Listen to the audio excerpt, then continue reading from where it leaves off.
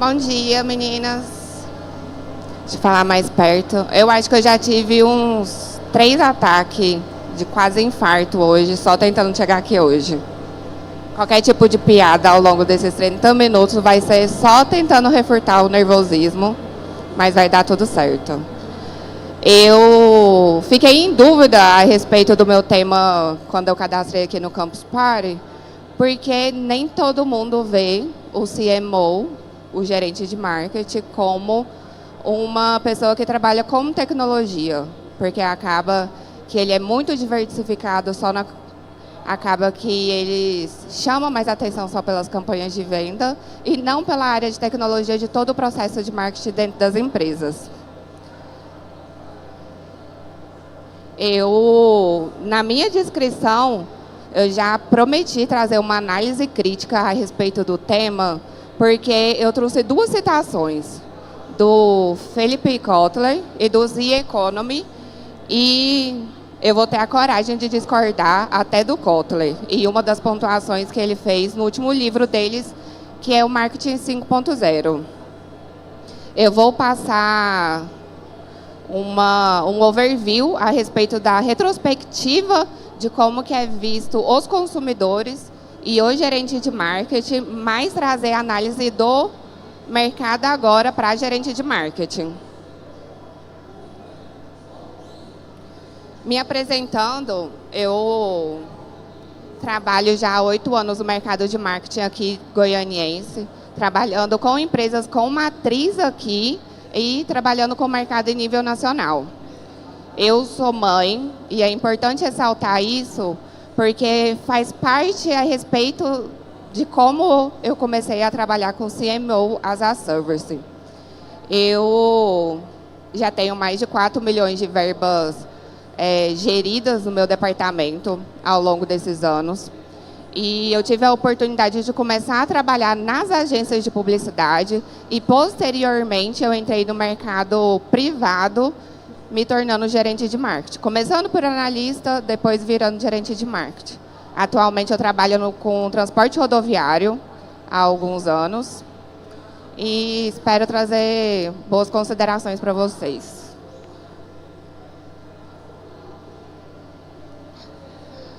Eu já comecei falando de como que o CMO é visto só como a pessoa que cuida das campanhas de venda, mas, na verdade, a nossa relação está entregue com o crescimento da empresa, diretamente com o valor que a gente investe e contribui do faturamento total da empresa.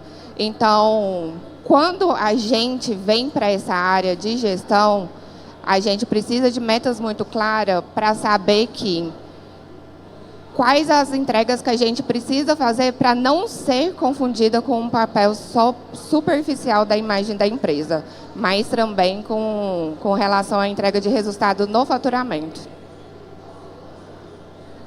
Eu gostaria só de especificar que o CMO as a Service é um termo muito novo, que a gente usa agora. Só que se a gente for analisar como que a gente trabalha nos últimos anos, já dá para perceber que a gente já tem esse tipo de serviço ainda mais aqui em Goiás, quando a gente é contratado para trabalhar por projetos específicos, sob demanda, com uma meta clara.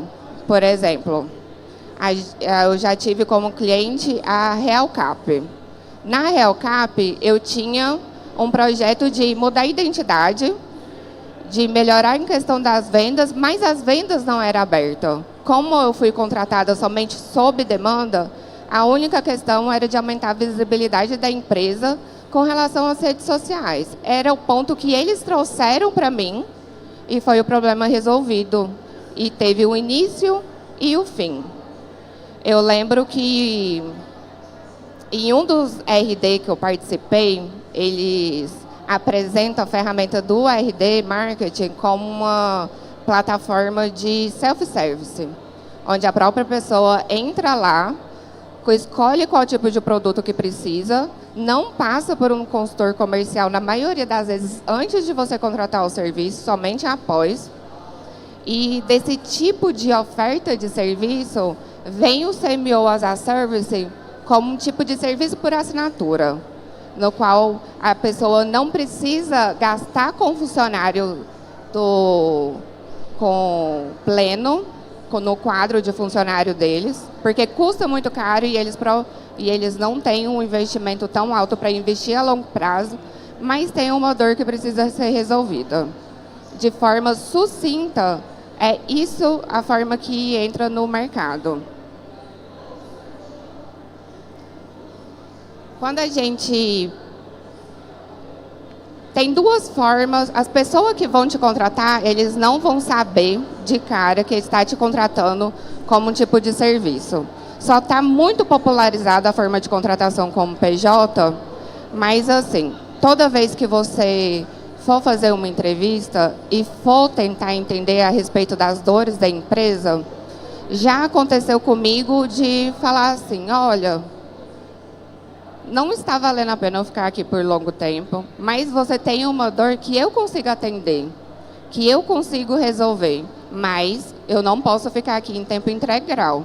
Então, acaba que a gente pode oferecer nosso serviço para resolver a dor que ele possui, não necessariamente ficando em tempo integral, mas fazendo uma gestão do processo que eles precisam à distância. O que acontece? A maioria das empresas que contratam dessa forma são empresas de médio porte. Ou pequenas empresas que já estão estruturadas, já estão com mais de 2 anos no mercado, mas ainda fatura pouco por mês. Porque o que acontece? Uma empresa de pequeno porte, se ela for te contratar, ela não vai conseguir manter você ao longo tempo. Porque acaba que tira grande parte.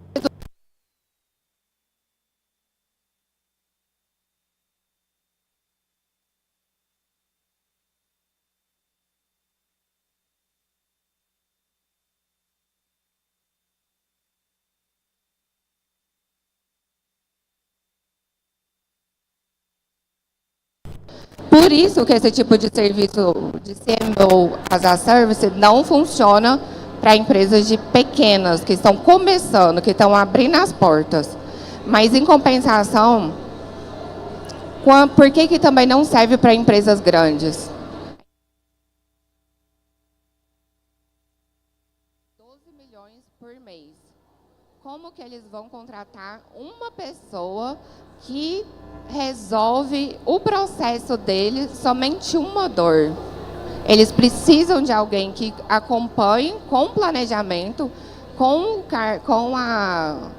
os cargos de gerente e diretoria para fazer a empresa crescer de forma contínua. Isso, assim, quando a gente vai para a pequena empresa, não compensa para ela, porque não vai extrair tudo de você, e você não vai conseguir planejar tudo direito para a empresa. E aí, quando você vai para a empresa de grande porte, você não vai conseguir resolver tudo que a empresa tem também. Isso daqui é uma citação do Philip Kotler,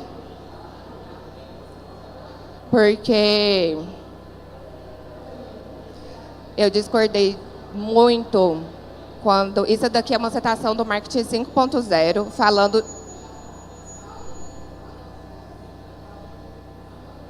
falando que os empregos do meio, que são os empregos intermediários, não existem mais. Só que o que acontece? Desde a pandemia, aconteceu um processo econômico de contratação de funcionários que ou a empresa investe em uma grande quantidade de funcionários que recebem um salário pequeno, menor, e eles contratam um gerente com um cargo mais alto para gerir toda essa empresa, toda essa equipe de júniors. Então, cadê? A gente sabe que não deixou de existir essas vagas no meio. Nós temos amigos, colegas que ainda continuam trabalhando, continuam recebendo o seu salário, mas eles não aparecem nessas estatísticas porque eles viraram PJ. E aí, como que a gente vai mensurar, tipo, em relação à economia, em questão da contratação, sendo que eles não aparecem nas estatísticas que analisam somente os CLTs. Então, a gente existe, só que ficou num limbo muito grande. Então, Eu só coloco um adendo para essa citação do Kotler, porque faz muito jus no meu tema, que é da gente trabalhar como prestador de serviço e não como funcionário. Da mesma forma, fazendo uma retrospectiva de como todos os gerentes de marketing começaram, todos os publicitários começaram lá desde a década de 80, das metodologias que eles utilizavam, é basicamente a divisão de todos os livros do Philip Kotler, do 1.0, 2.0, 3.0. A gente começou como analógico, foi para o digital, que o digital começou em 2000, há mais de 20 anos atrás. Então, quando aconteceu a pandemia, que as pessoas começaram a falar que precisavam se adaptar para o digital, na verdade era um processo que já tinha acontecido há 19 anos antes, há 20 anos antes. Mas as pessoas ainda não conseguem se forçar ou arriscar a empresa a investir em novos tipos de tecnologia. Não estou falando a respeito de ter redes sociais, de estar presente no Reclame Aqui, de pagar o brand page do Reclame Aqui, que a gente está falando de um investimento caro do Reclame Aqui, mas eu estou falando a respeito de automatizar as mensagens, sabe? Por exemplo, se você tem 80 mil clientes por mês, você não ter dó de gastar 80 mil disparos para contactar uma vez o seu cliente. Que no caso eu estou usando o número de 80 mil no momento, que é exatamente o número de clientes que eu estou trabalhando mensalmente. Só que lá no último, no presente e no futuro, define o nosso cargo de marketing, de gestão, como multidisciplinar. Porque passa por um processo tão grande que a gente nunca dá conta de exemplificar ou nomear as palavras exatamente como elas são, enquanto está acontecendo essa transformação. Porque o que acontece a partir do momento que a gente tenta, né, colocar o consumidor como centro de tudo. A gente tentou utilizar os dados, a gente tentou implantar os CRMs funcionais, que puxa todas as ferramentas que toda empresa utiliza somente para o CRM. Para quem já tentou implantar um CRM, sabe da dificuldade, porque todo departamento, todo gerente defende um sistema diferente e você precisa fazer a API de todas para colocar lá dentro. E de analisar de forma prática, de forma assertiva, que é o que mais cobra. Uma das coisas que eu não falei a respeito antes, de coisas que a gente pode utilizar para defender a nossa contratação como serviço, é que, assim, nossos salários são mais altos, a empresa precisa investir e confiar mais na gente, mas a diferença é que, pelo tempo de mercado que a gente já passou, a gente consegue ser certeiro com o que a gente vai, ser mais certeiro com o que a gente vai sugerir fazer, com o que a gente vai tirar de análise de todos os dados que a empresa possui. Eu estou lendo o livro a respeito da Z Economy, que é engraçado ler ele, porque, assim, quando eu vou falar a respeito com os 3 diretores das últimas 3 empresas que eu passei, todo mundo acha que é balela. Tentar se preocupar com a nova geração. Só que a nova geração já é pessoas que vão competir comigo do meu próprio cargo, eu falo do nível de funcionário, e são pessoas que experimentaram de tudo. Mas isso daqui não é onde eu quero chegar de fato, para terminar de falar a respeito dele. Eles vão se beneficiar de já ter crescido numa geração que já tem tudo digital. Minha filha, de 8 anos, não tem a mínima ideia do que é um telefone fixo, do que é uma propaganda no meio de um filme da sessão da tarde.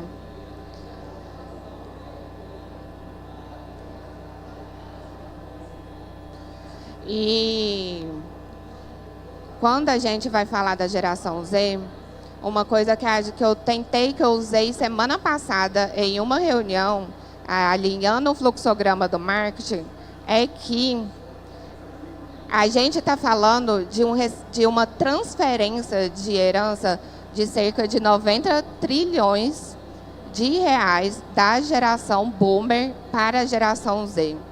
Então, assim, nesse exato momento, a gente não utiliza eles, não considera eles como funcionários, não considera eles como clientes.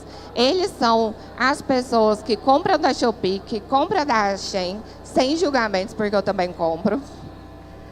E quando receber essa transferência de herança, de mudança de comportamento de novo, o que vai acontecer? Nenhuma empresa de médio porte nacional, somente as mundiais que se preocupam em preparar o terreno para receber quando essa economia virar e a geração G ter o poder aquisitivo de poder ser a decisão tipo, de compra, né? Então, isso me lembra muito a respeito da pandemia, da questão de dados e da questão do digital.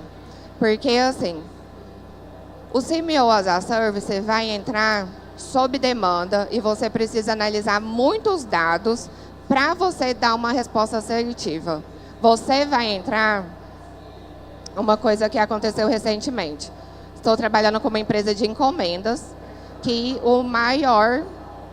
Na base de dados dele, a maior tipo de pessoa que tem é pessoa jurídica. E eu cheguei lá com eles me falando que precisava aumentar a base deles de pessoas físicas. Então, assim, se eu tivesse só escutado, recebido e confirmado, eu teria buscado clientes com ticket médio menor. Esse tipo de análise a respeito do consumidor, a respeito de como que a gente está na empresa e a respeito de como as empresas se posicionam e possuem receio, precisa da opinião da gente muito mais certeiro quando você vai falar. Porque exatamente ontem o que eu conversei com o gerente da empresa de encomendas foi: você tem certeza que você quer trocar um ticket médio mais alto para focar, tipo, numa questão de vaidade, que só não tem as pessoas de pessoa física na sua base? É isso mesmo? A gente vai trocar, tipo, a nossa meta? Então, nisso eu consegui resolver em 2 semanas, tentando analisar tudo o que eles precisavam.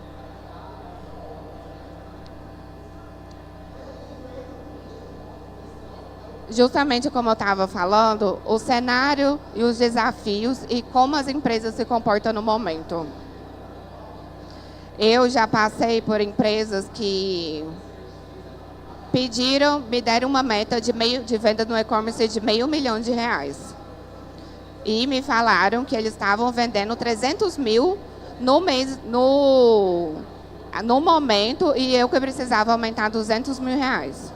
Assim, quando a gente vai entrar numa empresa como um CMO, como um serviço, como um prestador de serviço, tudo é muito rápido. Toda a nossa avaliação profissional é muito rápido. A gente consegue mais clientes, consegue mais demandas, consegue trabalhar de forma híbrida, estando da sua casa, mas o problema é que você vai ser julgada de uma forma mais rápida também. E nisso eu passei 1 mês dentro da empresa, recebendo todo o feedback dos diretores, só que eu não entendia por que eu demorava tanto para receber os dados, os acessos. Mas eu estava lá focada na minha meta de R$500 mil. Não era tão grande, se a gente for comparar. De 300 mil para 500 mil. Só que quando eu recebi os acessos, 1 mês depois, de forma tardia, porque eu já poderia ter começado a analisar esses dados antes, foi vendido no mês anterior R$30 mil. No mês anterior, no mesmo mês do ano anterior, R$30 mil. Então, se eu fazer, tipo, a minha análise anual com crescimento anual, eu tinha que crescer de R$30 mil para R$500 mil. E a vantagem, assim, que eu gostaria que muitos profissionais que trabalham no marketing pudessem ter é falar de forma clara que não acho justo, não é claro, não é de verdade isso, porque a gente sabe que todo mundo vê a gente como mágico e pergunta assim, como que você não dá conta de fazer isso? Como que eu não consigo garantir que eu vou aumentar um e-commerce de 30 mil reais para meio milhão de reais?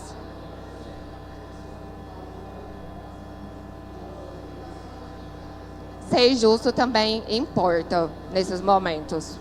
Tanto você, tanto a sua reputação, tanto o que você vai entregar para a empresa. Coloquei isso daqui na minha apresentação justamente para trazer como uma provocação. Porque eu tenho 2 desafios no momento. Eu tenho uma empresa que cresceu gigantemente após pandemia, porque o serviço dela dependia das pessoas estarem na rua, das pessoas se locomoverem. Só que no primeiro ano após pandemia foi maravilhoso. Mas o meu ramo de transporte não consegue fidelizar seus clientes. E por que a gente não consegue fidelizar esses clientes? Por que eu não consigo entender essa geração que está aqui no momento? E quanto mais tardio, eu estou falando de...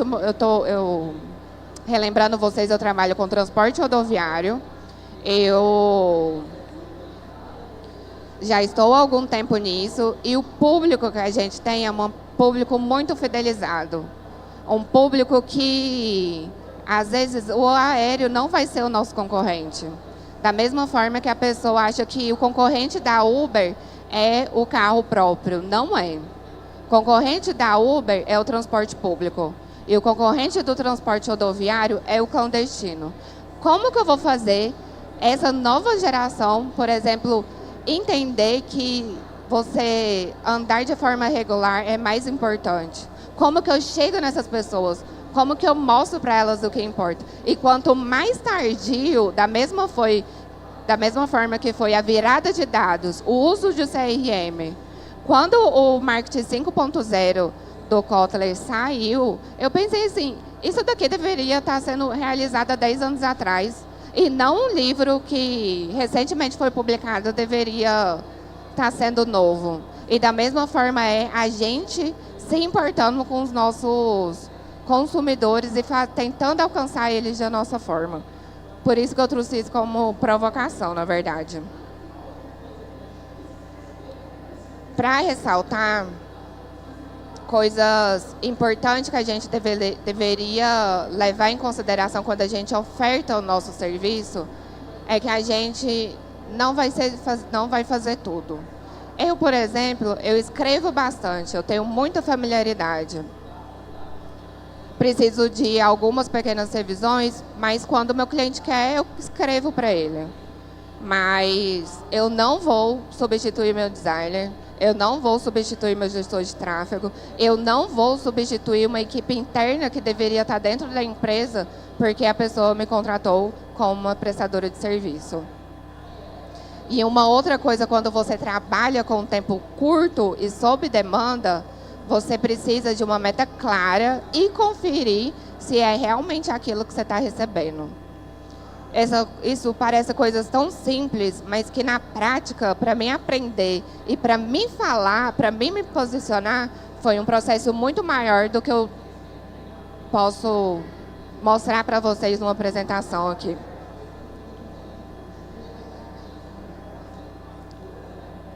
Contratando a gente como prestador de serviço, o que a empresa recebe... Eu de verdade amo o que eu faço, eu de verdade amo trabalhar a forma que eu faço, porque, como eu falei para vocês antes, eu sou mãe. Eu sou gerente de marketing, eu sou chefe da minha casa há 8 anos, e se eu não tivesse mudado a minha forma de trabalho para a prestação de serviço, eu não teria crescido tanto profissionalmente, e eu não teria tido tanto tempo assim, maleável para maternar. Isso é como a Júlia pessoal leva isso.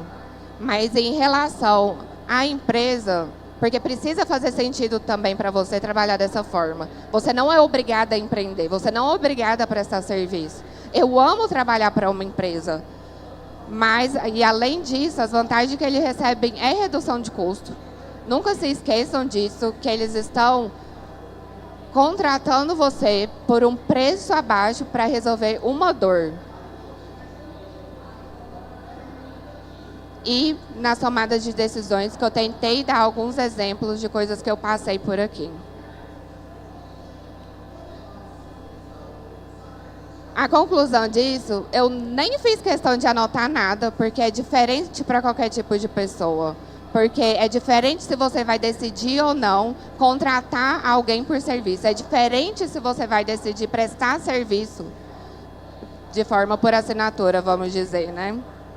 E, assim, eu quero deixar aqui o meu depoimento como alguém que está tanto tempo no mercado, para vocês usarem como referência do que forem decidir. Porque, assim, eu tive a audácia de discordar de Kotler, da mesma forma que vocês podem ter a audácia de discordarem também dessa forma de serviço. Mas isso é uma rotina que está acontecendo no mercado. E da mesma forma que os clientes precisam se adaptar, as empresas precisam se adaptar, a gente também, como funcionário ou como prestador de serviço, também vai precisar se adaptar. Gente, é isso. Eu acho que o meu tempo já está acabando. E ficou pequenininho, mas quem quiser me seguir, meu perfil é Mulher de La Mancha. E se vocês tiverem alguma pergunta, estou à disposição.